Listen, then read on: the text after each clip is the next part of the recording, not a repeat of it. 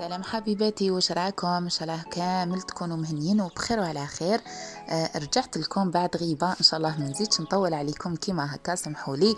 ونشكر كامل اللي سقساو عليا وافتقدوني، ربي يخليكم ليا. اليوم جبت لكم وصفه لي سوفلي بعجينه خفيفه وحشو اقتصادي وبسيط، والاهم من هذا لذيذ جدا. لي سوفلي راحين يجوا خفاف بزاف وفارغين من الداخل. تابعوا معايا الفيديو للاخير باش تشوفوني كيفاش حضرتهم. واللي مازال ما اشتركش في قناتي نتمنى يشترك في قناة لمسات جزائرية في تونس ويفعل زر الجرس باش يتوصل بكل جديد. والآن نمر مباشرة للمقادير وطريقة التحضير. نحتاج في وصفتنا كاس حليب دافي، 5 مغارف كبار زيت، مغرفة كبيرة سكر، مغرفة كبيرة خميرة الخبز، حبة بيض نستعملوا البياض للعجينة والصفار نستعملوه للتزيين، مغرفة صغيرة ملح، وعلى راس مغرفة صغيرة خميرة كيميائية، والفارينة باش نلموا العجينة راح نحتاجوا حوالي 3 كيسان. الآن نمر مباشرة لطريقة التحضير. نبدأ بسم الله. نحط الكاس تاع الحليب الدافي في إناء، نحط عليه مغرفة كبيرة تاع خميرة الخبز ومغرفة كبيرة تاع سكر، نخلطهم بالخلاط اليدوي ولا لافوي، نحركهم مليح ومن بعد نغطي عليهم وخليهم. نخلي خميرة الخبز تتفاعل لمدة 10 دقائق، من بعد نرجع لها. شوفوا تلقوها دارت رغوة، هذيك معناتها الخميرة اتفاعلت. الآن نضيف مقدار الزيت حوالي 4 كاس، ما يعادل 5 مغارف كبار. نضيف بياض بيضة ومغرفة صغيرة تاع الملح. نخلط المقادير مع بعض، نحركهم مليح باش يذوب لنا الملح ويمتزجوا المقادير مع بعض. من بعد نبدا نضيف الفارينه. فرينه تاعي راني غربلتها في الاول قبل ما نبدا.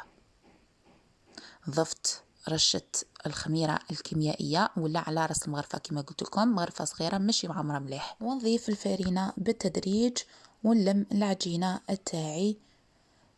ما نضيفوش الفارينة دفعة واحدة هكا باش ما تغلبناش الفارينة وتجي العجينة ناشفة، لازم تجي تتلاصق في اليدين وتجي طرية باش السفلي تاعنا يجو خفاف. بهذه الطريقة نضيف غير بشوية الفارينة حتى تتلم لنا العجينة بالقوام المطلوب.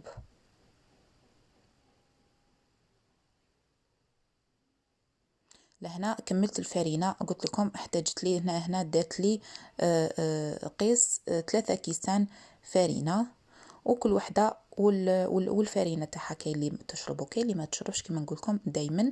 المهم تتحصلوا على عجينه بهذا القوام. مع الاول تكون تتلاصق شويه، من بعد كي تدلكوها مده دقيقتين حتى 3 دقائق تدلكوها مليح تعجنوها، رايحه تشد روحها وتتلم. ما تخلوهاش تتلاصق بزاف، شويه المهم تكون طريه، عجينه طريه. والآن نرجعوها للإناء تاعها، نغلفوها بشوية زيت الزيتون هكا باش تخمر لنا مليح، ونغطو عليها بالبلاستيك الغذائي ونغطو عليها بمنديلة ونخلوها تخمر في عقلها حتى يضاعف الحجم تاعها. ونمروا باش نحضروا الحشو تاعنا. حطيت شوية زيت سخون في المقلاة، ضفت عليها حبة بصل مقطعة صغير وقليته مليح ونذبلو مليح باش يجي الحشو تاعنا بنين. لهنا نغطي المقله تاعي باش نخلي البصل يطرى مليح ويطلق الماء تاعو باش يتذبل مليح ويجي بنين ويطلق البنه تاعو بهذه الطريقه. من بعد نضيف له صدر تاع الدجاج، كميه صغيره من صدر الدجاج قطعتها صغير، ولا تقدروا تستغنوا عليه وتعوضوه بالفلفل معناتها باي حاجه تكون عندكم. ما كنش مربوطين بالحشو هذا، انا اعطيت لكم فكره فقط. نكملوا نبقى ونقلوا مليح الدجاج هذاك مع البصل. من بعد نربي عليهم سنينه تاع ثوم ونخليهم يتقلاو مع بعض. من بعد نضيف لهم فلفل كحل وشوية كركم ونخليهم يتقلاو ونغطي عليهم ونخليهم يتقلاو.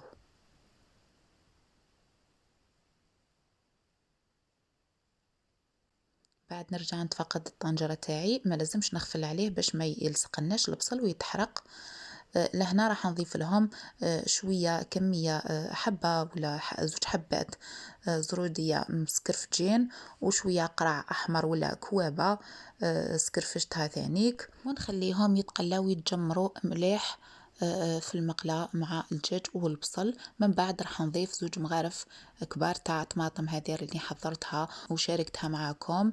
نخليكم رابط الوصفة تاعها أسفل لا فيديو، ولا تضيفوا زوج حبات طماطم تنحوا لهم الزريعة تاعهم وتربيوهم. من بعد ضفت مغرفة صغيرة فلفل الأحمر حلو وشوية حار، وضفت رشة تاع التابل، نضيف شوية ملح. من بعد راح نمرق بربع كاس تاع ماء سخون باش يكملوا اطيابهم. نغطي عليهم ونخليهم حتى يتجمروا مليح، والماء هذاك سي ينشف وطيب الحشو تاعنا.